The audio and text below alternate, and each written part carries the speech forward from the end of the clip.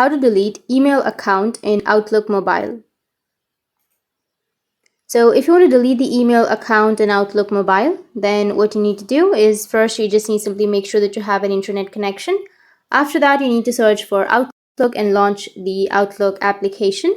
Make sure that you've logged into your Outlook. Now once you've logged in, you need to go with the profile option, which is on the upper left. Tap on it. And here on the bottom left, you will have the settings icon. Tap on settings. Now under settings, you need to scroll down and you will have mail option. Tap on mail and you will have your mail account, or you can also just go with the account section.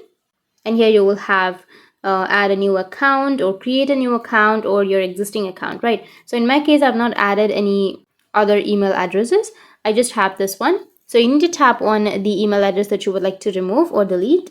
And once you tap on it, here on the bottom, you will have remove account. So you just need to simply tap on remove account, which will remove the email account from your Outlook mobile app. So that's it. And if you have any questions, feel free to comment below. Thanks for watching.